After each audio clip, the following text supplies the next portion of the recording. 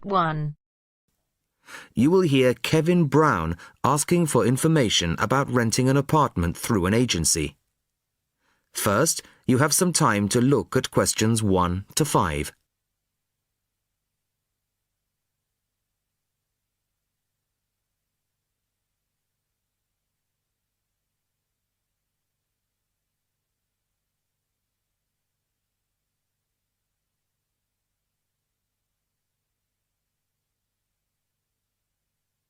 Now the test will begin.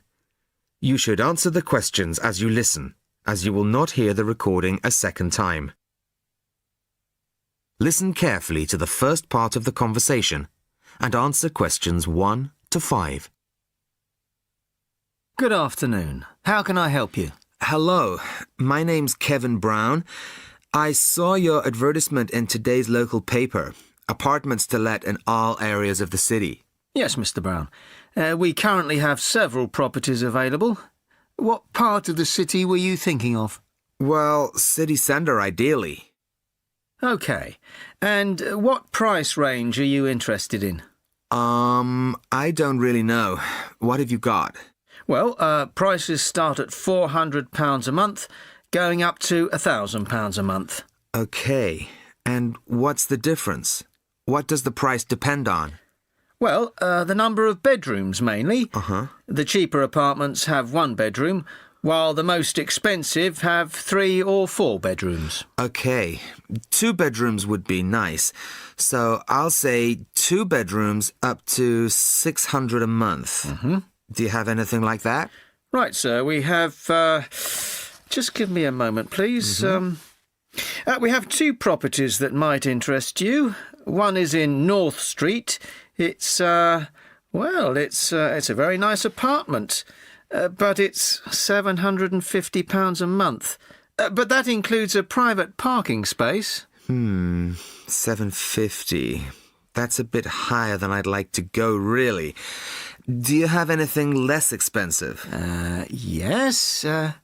We have another one at £625 a month. £625? All right, that sounds interesting. Where is it? It's in Cornell Road, at number 12B. I don't know that. How do you spell it? It's Cornell. It's near the park. I've never heard of it, but I'm sure I'll be able to find it on a map. Before you hear the rest of the conversation, you have some time to look at questions 6 to 10.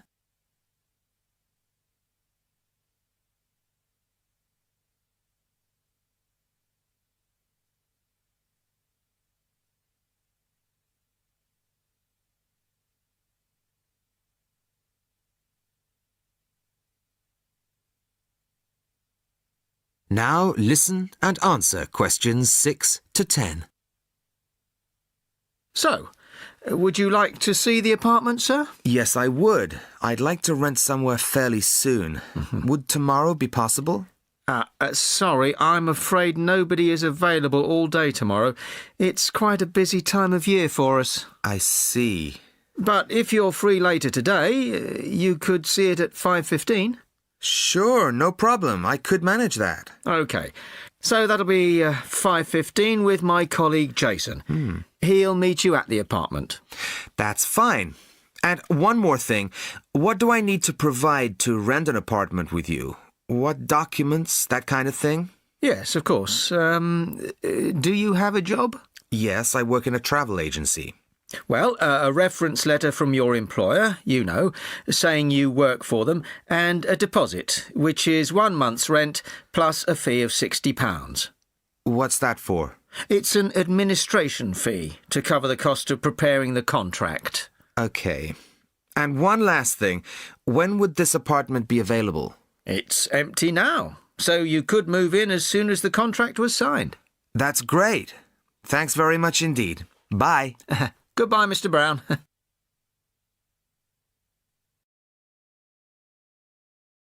That is the end of part 1. You now have half a minute to check your answers.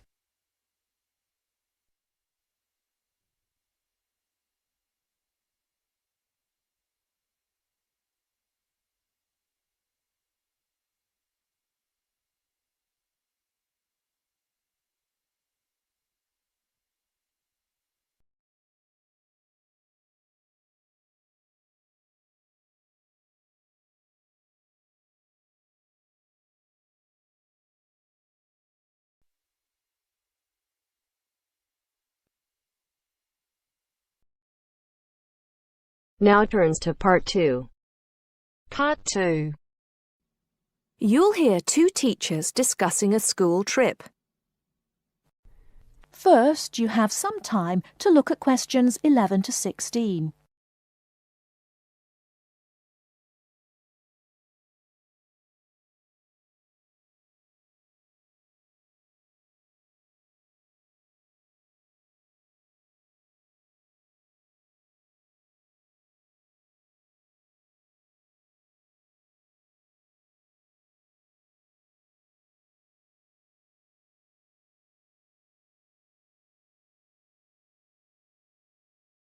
Now, listen carefully and answer questions 11 to 16.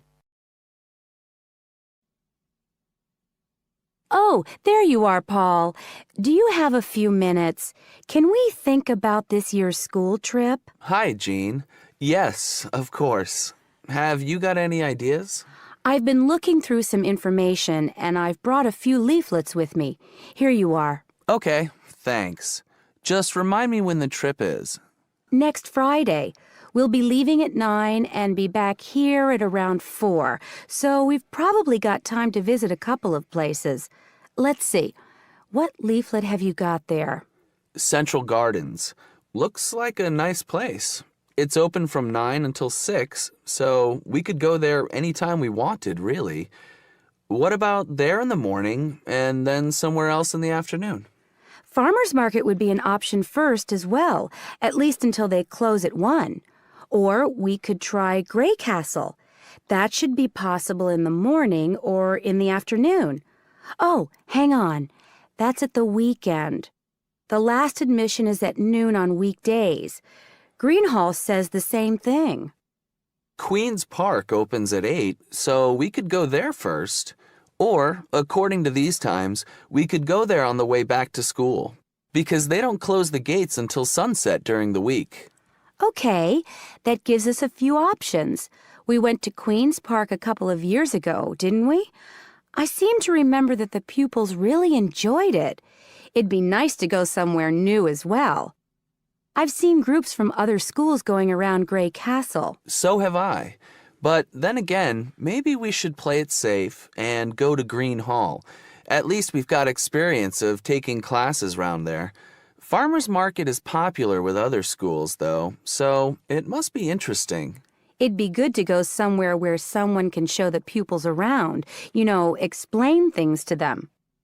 I've been on a tour around the castle, and they do a really good job. I think they have guides at the hall, too, don't they? It says here that they used to, but don't anymore.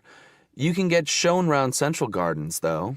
I think we'd have to do any explaining if we took the pupils to the market or the park. That wouldn't be a problem, though. No, and at least those two would be free, wouldn't they? I think all the others charge, and we'd have to get the parents to pay some money. I'm sure they wouldn't mind paying if it was a small amount. Let me check the leaflets. There's a special price for large groups at Grey Castle. Oh, but you can get into Central Gardens for nothing. Right. Oh, I've just thought of something. We wouldn't need to book anything if we were going to Queen's Park, but what about the other places? Central Gardens say you need to let them know if there are more than 10 people in your group, which would include us.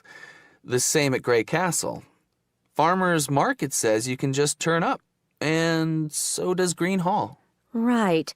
Well, I suggest we take the pupils to Grey Castle for a tour in the morning. How does that sound? Yes, sounds good. We should contact them to book it as soon as possible. In the afternoon, we can do something a bit more relaxed at the park, and we'll have to think about going to Green Hall another year. Shame Farmers Market isn't open, but we can't change the day. So that's a decision then. Now, let's think about what we're going to get the pupils to do. It's a school trip, after all, and we should give them some work to do. Before you hear the rest of the talk, you have some time to look at questions 17 to 20.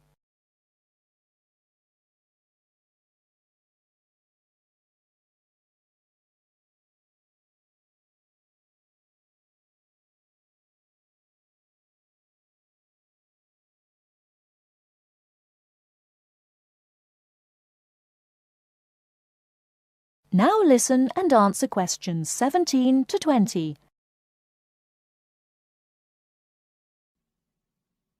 I think they should know something about the place before they go. That way they know what they're looking at, and they'll be able to write about it better when they get back. I'll put some information together to look at home and give them copies after the next lesson. Good idea. I'll write something for them to do as they're going round the place. We did a quiz last year, and that worked really well. I'll do the same kind of thing this time. Okay. Now, what about the travel arrangements? How are we getting there? What do you think? I remember one year Mrs. Jackson took her group by bus, and that was a complete nightmare. It's quite a long way, isn't it? We could hire a coach for the day, which is what we usually do, or there's the train. It's rush hour, though, isn't it? So it'll be really crowded. And it'll be more convenient for the rest of the day if we've got our own transport. Yes, we'll do that then. Anything else? Oh, we need to let the parents know what's happening. We could ask the office to call everyone. It would take too long with so many. I know when we send a letter home, there are always a few pupils who lose it, but not all the parents have email yet, so I don't think we have any choice, really. I'll write something and take it to the school office this afternoon. Right. I'll go and tell the pupils the good news.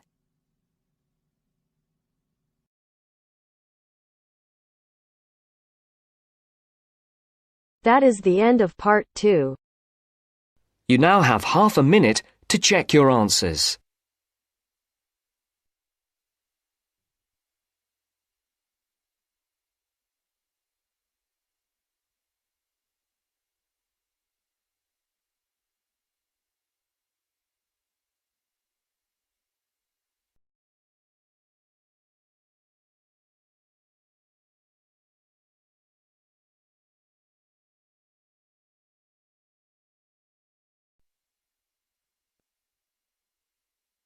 Now turns to part 3.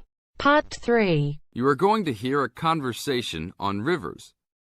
First, you have some time to look at questions 21 to 25.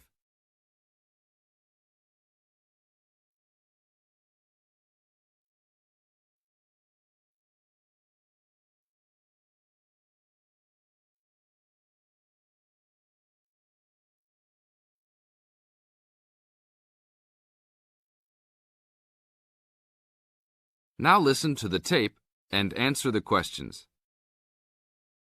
Please tell me about the current state of the Amazon. We have increased deforestation, increased human population relating to deforestation, and a role of fire in the Amazon on a scale that's never been seen in history.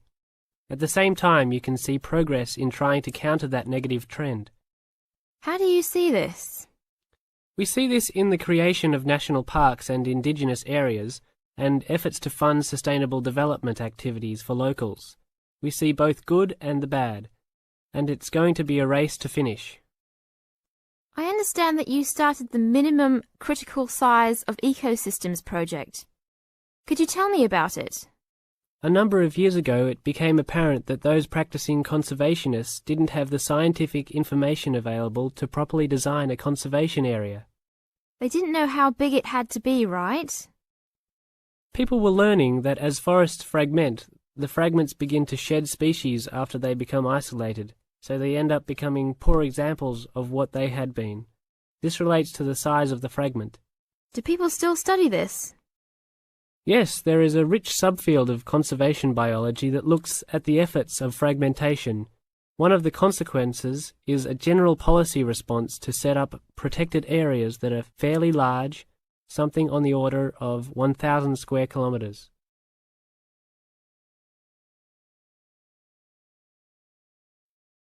Now look at questions 26 to 30.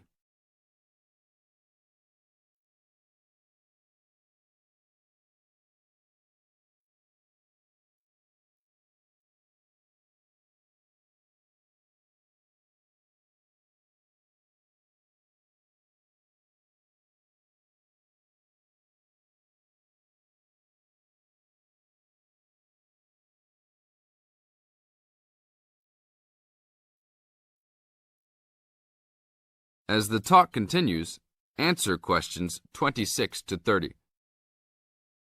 Can you talk a little bit more about the forest fragmentation?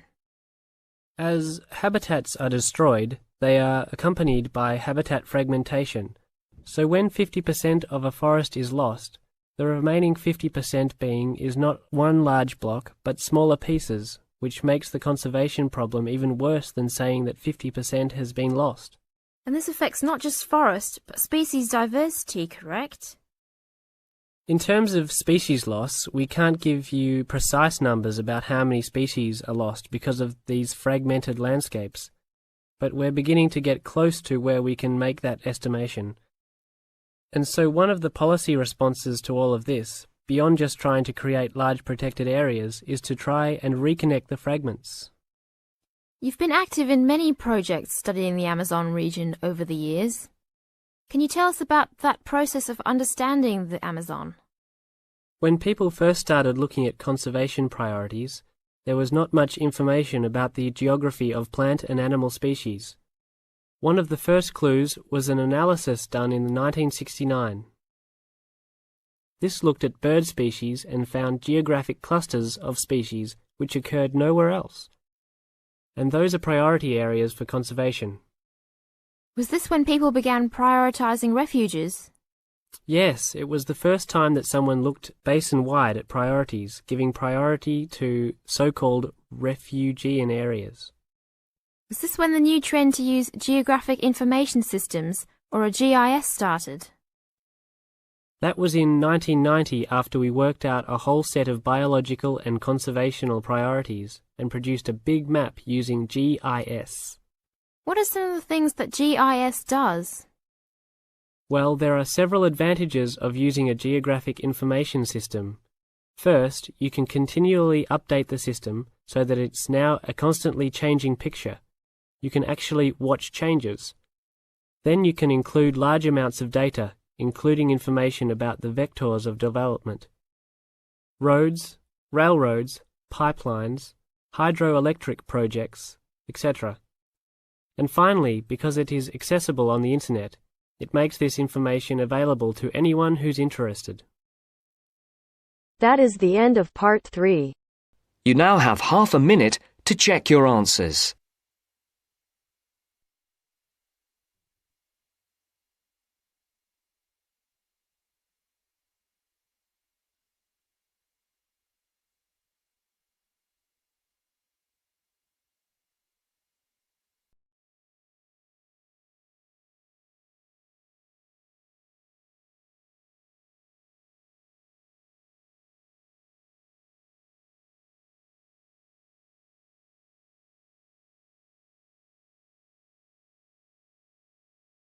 Now turns to part 4. Part 4. First, you have some time to look at questions 31 to 40.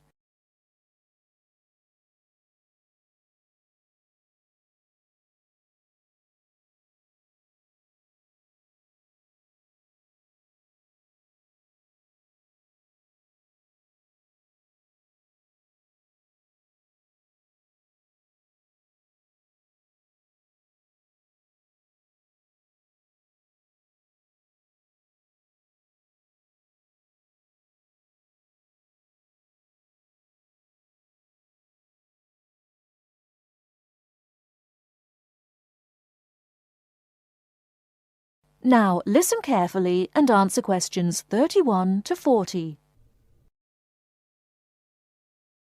Today I'm going to talk about the city of Barcelona and its architecture. First, the city. Barcelona is a city of some 1.5 million people. It is a port situated on the northeast coast of Spain in the province of Catalonia. The people speak Catalan as their native language, but most are also fluent in Castilian Spanish, and some speak English too. The city centre is surrounded by a ring road which encloses a grid with 2 major roads running diagonally across it. These are the Avenidas Diagonal and Meridiana. Probably the most famous street in Barcelona is La Rambla, which connects the Plaça de Catalunya in the town centre to the statue of Columbus on the water's edge. All along the centre of this wide boulevard are stalls selling flowers and artistic works. Barcelona was founded by the Carthaginians from modern-day Tunisia in North Africa. It grew under the influence of the Roman Empire, later becoming the capital of Spain. Under strong government, it expanded its trade, exporting cloth to other Mediterranean ports and establishing itself as a financial centre. It went into decline after 1400, and in 1640 it was the centre of the Catalan Revolution against King Philip IV of Spain. Now it is considered by many to be the cultural centre of Spain, and the Olympic Games were held there in 1992. Now to the architecture. Throughout the city there are many fine buildings, churches, cathedrals, markets and squares, which date back to the 13th century. One very fine square, which can be entered from La Rambla, is the Plaza Real, or Royal Square. This was built by Molina in the 19th century. 7 narrow passages lead into a large central area, which is surrounded by 2-storey buildings. Most of the ground floor is occupied by restaurants and bars, and it is traditionally a place of music and entertainment. It is impossible to talk about the architecture of Barcelona without mentioning Gaudí, who dominated the scene from the 1880s until his death in 1926. His style was unique, a decorative form of Art Nouveau, the style of the 1920s and 30s in Europe. It was based on organic natural forms, which often seem to defy the qualities of the materials they are made from. I will mention just 3 of his best-known works today. The first is Güell Palace. This was built for the Count of Güell, one of Gaudí's main supporters. The building features 2 arched gates, which lead into the stable area. Inside are 2 circular staircases, one for people and the other for horses. The ground floor is built of brick, but there is also much natural stone used in the construction. The roof is quite fantastic, with brightly coloured sculptures built around the chimneys and ventilation shafts. Another project commissioned by Güell is the park named after him. This was meant to be a garden city with 50 houses, but in fact only 2 were ever finished. The influence of nature is strong in the cave-like spaces and animal figures, and again, much use has been made of brilliantly coloured surfaces. But the greatest of Gaudí's works is still under construction, and it is not expected to be finished until 2041. He began work on this cathedral, known as La Sagrada Familia, Church of the Holy Family, in 1882, which means that it will have taken 159 years to complete. The finished building will have 18 towers, the highest being 170 metres high. The building will be 95 metres long by 60 metres wide, and it will hold 13,000 people, a truly impressive monument to Gaudí's great genius. And that's all we have time for today. Next week, we'll look at some of Gaudí's smaller projects, and also his furniture designs. Please make sure that you complete your assignment on Le Corbusier by this coming Friday. That is the end of part 4. You now have half a minute to check your answers.